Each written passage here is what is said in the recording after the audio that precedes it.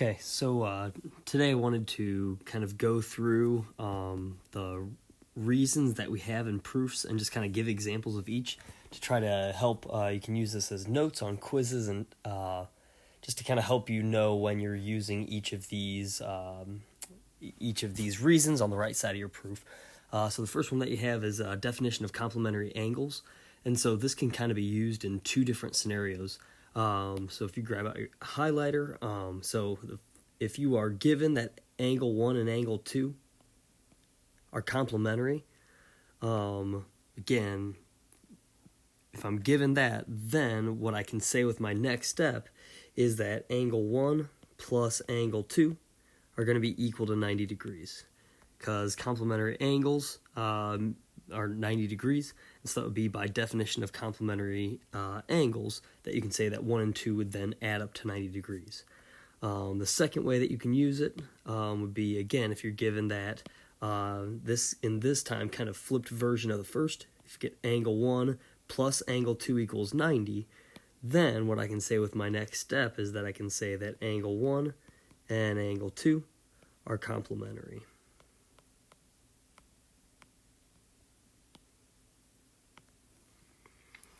And I can use, for my right side, definition of complementary angles. The kind of similarly, if you've got definition of supplementary angles, to be able to use that, again, if I say that angle 1 and angle 2 are supplementary, then I can say that angle 1 plus angle 2 equals 180. And then by definition of supplementary angles, and then the next time, again, kind of the flipped around version, if I know that angle 1, I should say plus angle 2 equals 180 degrees, then I can say that angle 1 and angle 2 are supplementary.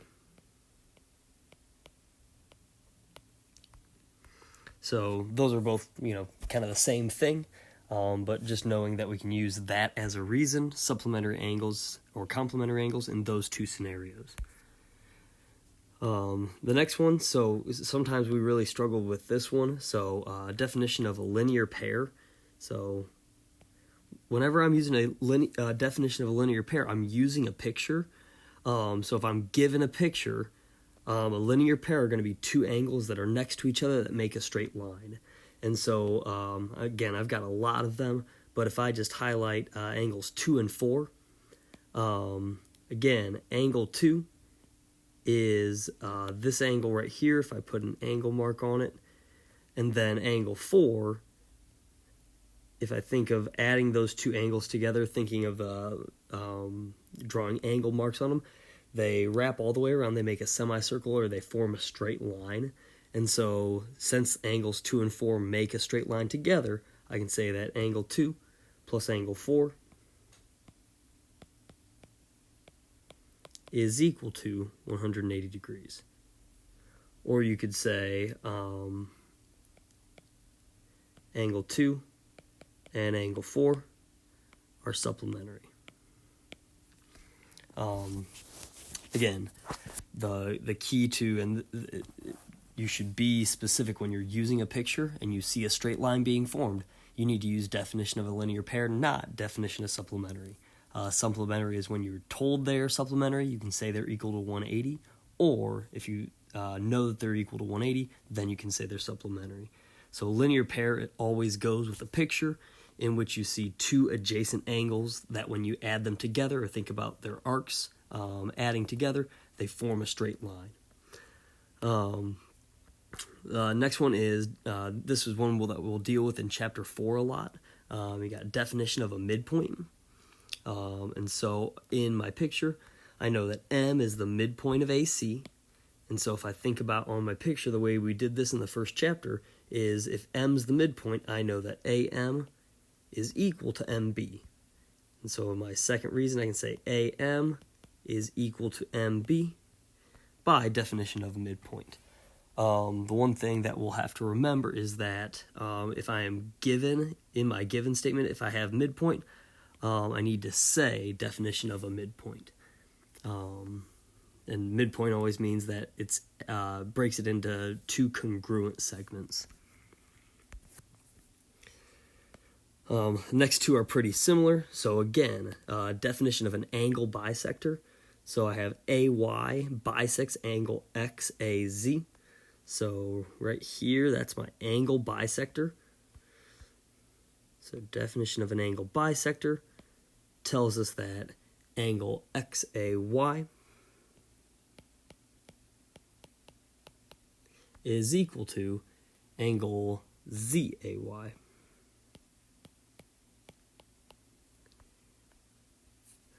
And again, you can kind of see them on your picture. I know that if AY is an angle bisector, I know the two angles are going to be equal to each other.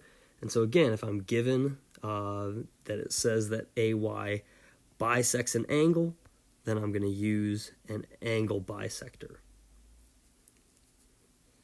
Though, again, that'll be one that we use in Chapter 4 quite often.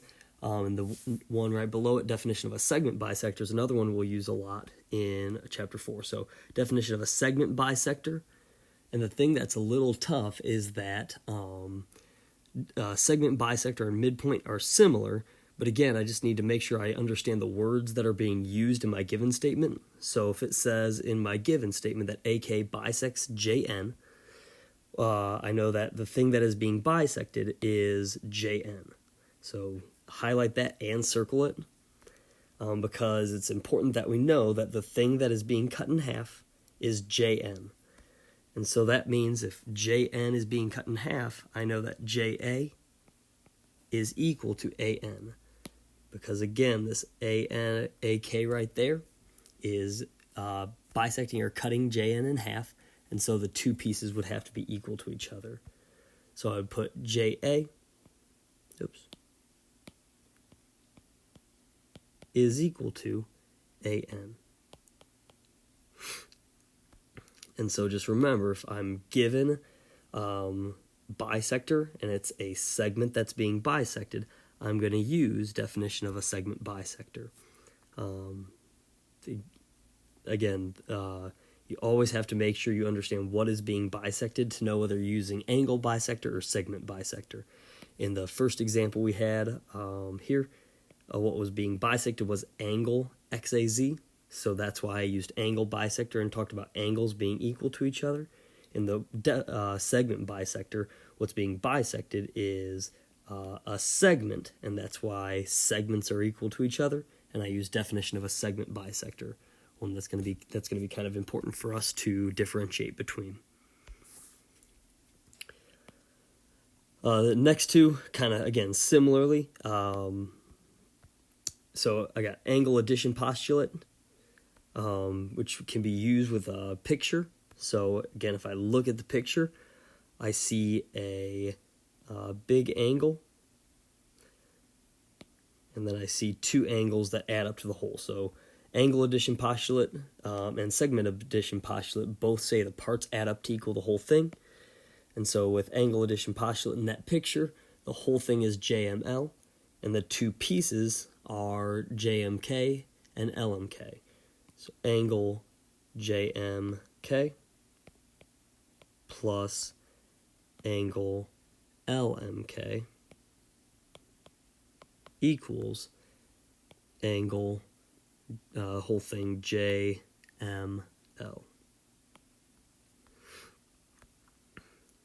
And again, just making sure we understand that angles are being added together, so I need to use angle addition postulate, not segment addition postulate. With the second one here, so when I'm using segment addition postulate, again, the thing that I'm going to be adding together is a segment. And so again, the parts are going to add up to equal the whole thing. And so the whole thing is AB. And I know that the two pieces that add up together to equal the whole thing is AM and MB.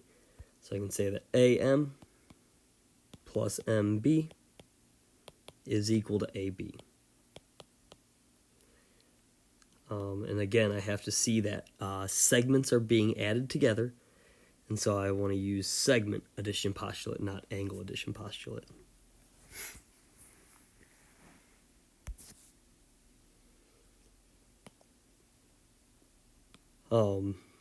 Substitution and transitive property, again, are very similar to each other.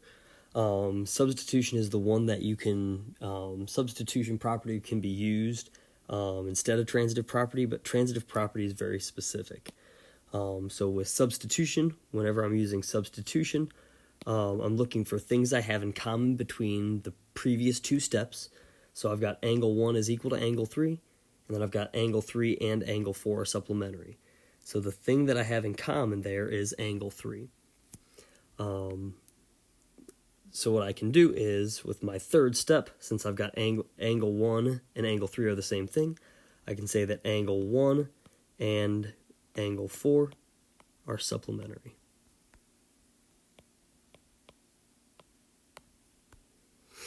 And that would be a substitution step because I had angle 1 and angle 3 equal, so wherever I see an angle 3, I can replace it.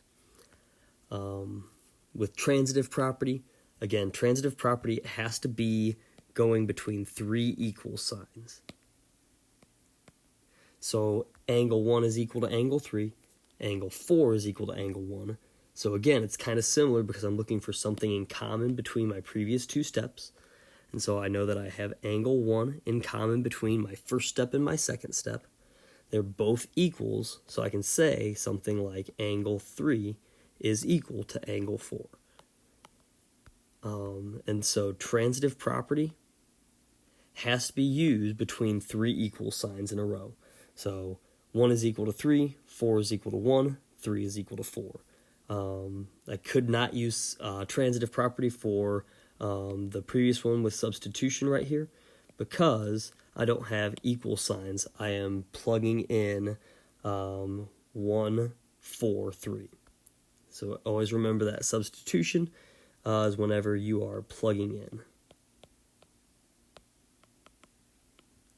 Transitive property just happens with equal signs.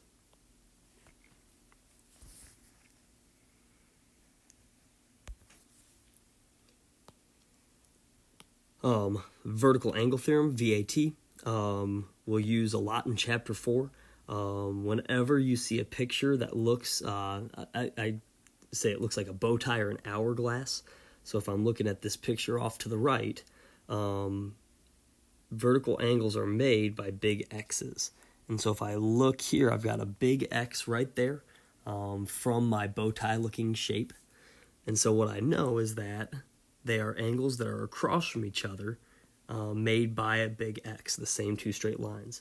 And so I can talk about the two middle angles there being equal to each other because vertical angles are always equal. So I got angle XMQ is equal to angle TMR. And that's by vertical angle theorem. Vertical angles are always equal to each other. The next two, so if I'm just using regular alternate interior, alternate exterior, or corresponding angles theorem, I always have to know first that my lines are parallel. Once I know my lines are parallel, then I can say that alternate interior angles are equal, alternate exterior angles are equal, or corresponding angles are equal to each other. And so, that should say, so if I wanted to talk about corresponding angles being equal to each other, I see that I have parallel lines, and then I can say, so corresponding angles would be 2 and 6, because they are both top right angles. So angle 2 is equal to angle 6 by corresponding angles theorem.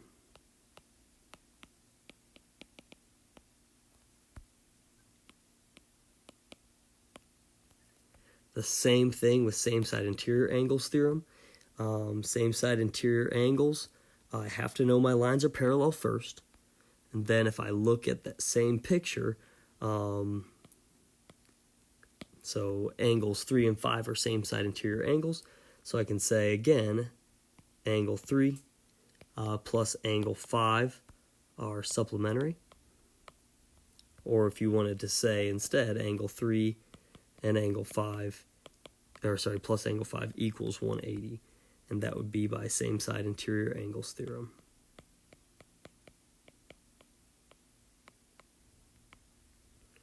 those always start with lines are parallel and then move on to saying that angles are equal to each other or angles are supplementary. And so we have to make sure we understand the difference between those and the next two, which is whenever I throw that word converse in there. So converse of, say, alternate interior, alternate exterior, corresponding angles theorem.